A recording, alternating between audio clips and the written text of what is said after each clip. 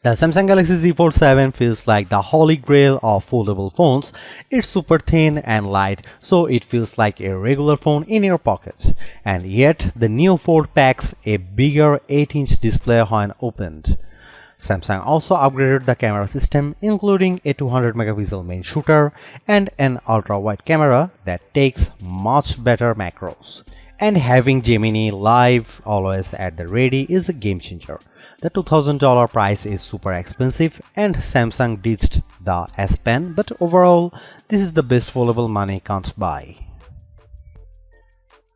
It's pretty rare that I am so excited by a foldable phone that I am tempted to buy it. This is one of those times. The Galaxy Z Fold 7 is not yet another iterative upgrade. It is a huge leap forward in terms of design. It's so thin and light. I was shocked every time I picked it up for the first week of using the phone. You are no longer being penalized for wanting a phone and tablet in one device. In fact, the Fold 7 is lighter than both the iPhone 16 Pro Max and Galaxy S25 Ultra and also thinner than both of those phones when open. That's pretty freaking amazing for a foldable with a enormous 8-inch display on the inside, a 6.5-inch screen on the outside, and a powerful new 200 megapixel camera. At the same time, Samsung is charging a staggering $2000 for the Galaxy Z Fold 7, which is the second price hike on this model in 2 years. And the phone maker made some sacrifices to get he fold this thin. Bye bye S Pen. Now that I have been living with the Galaxy Z Fold 7, here is my reasons to buy and skip in my full review, and how it stacks up to other flagships like the Galaxy S25 Ultra. Who is this for? Power users looking for a tablet and phone in one device without the usual foldable phone penalty of heft and bulk. What does it cost? The Galaxy Z Fold 7 starts at $1,999 US. That's a $100 price hike over the Galaxy Z Fold 6 in the US. What do I like? The amazingly thin and light design, the larger displays, more advanced 200 megapixel camera, and the seamless integration of Gemini Live AI. What do I not like? Other than the sticker shock of that price, the unsightly punch hole camera on the main display, and the just okay battery life, some may miss the S Pen. The Samsung Galaxy Z Fold 7 starts at $1,999 US for 256 GB of storage and 12 GB of RAM. No, that's not a typo. That's $100 more than the Galaxy Z Fold 6 and the most expensive phone you can buy in the US. The Fold 7 is more affordable in the UK and Australia, with prices starting at £1,799 and $2,899 Australian dollar. Opting for the 512 GB model will run you $2,199 US. Want to try 1 terabyte? You are looking at $2,419 US, but at least that includes a bump in RAM to 16 GB. Let's get something out of the way. The Galaxy Z Fold 7 may not be the thinnest and lightest puka-style foldable in the world, but it is such a huge improvement over the Galaxy Z Fold 6 that it feels like a totally new device. Measuring 8.9mm thick, folded and 4.2mm unfolded, the Z Fold 7 is 26% thinner than the Z Fold 6, and when I hold them side by side, the contrast is dramatic. Seriously, it's the difference between wanting to carry this phone in my front or back pocket and using a coat pocket or my bag. For those scoring at home, the Honor Magic B5 is reportedly 8.8mm thin when closed and 4.1mm when open, but that's not a phone that's available for sale in the US. Samsung says it's made the Fold 7 more durable too, thanks to a new Armor flex hinge that more evenly distributes stress, an advanced Armor aluminum in the frame and hinge that increases strength, and a main display that's thinner but stronger.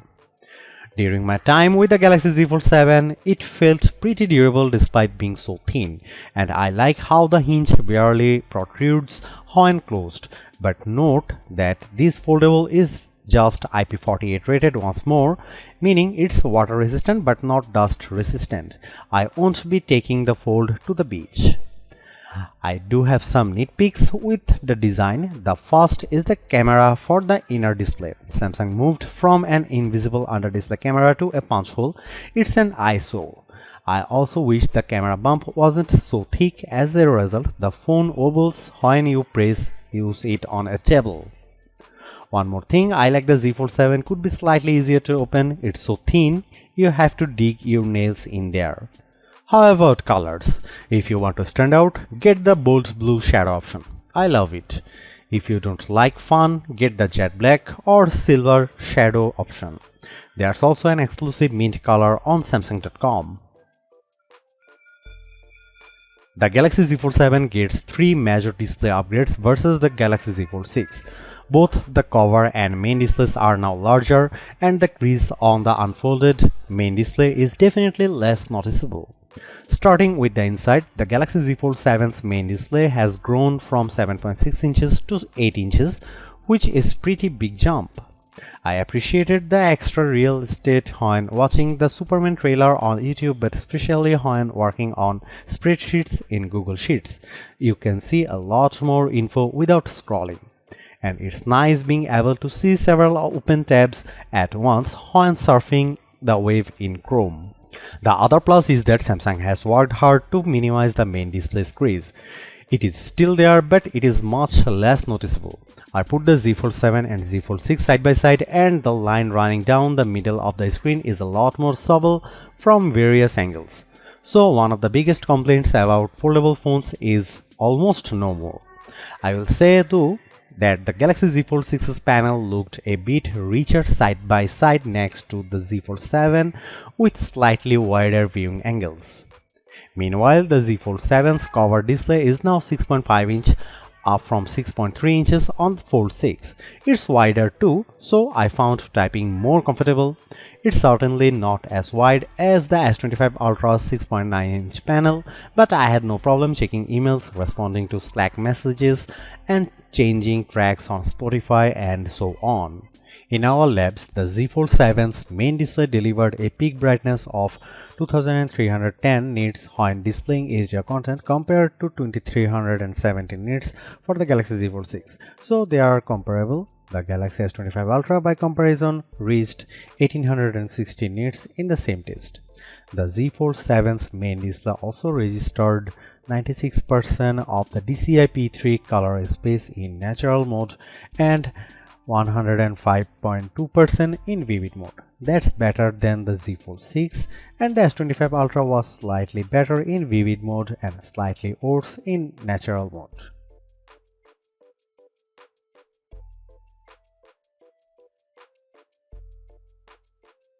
The large camera lump on the back holds the 200 megapixel main, 12 megapixel ultra wide, and 10 megapixel 3x telephoto cameras.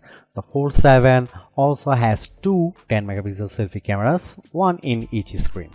The main 200 megapixel camera is the best of the bunch, matching that from the S25H.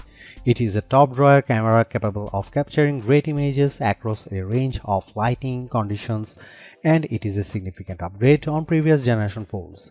The 12 megapixel ultra wide camera is solid and capable of taking some very good close-up macro photos, which is always fun.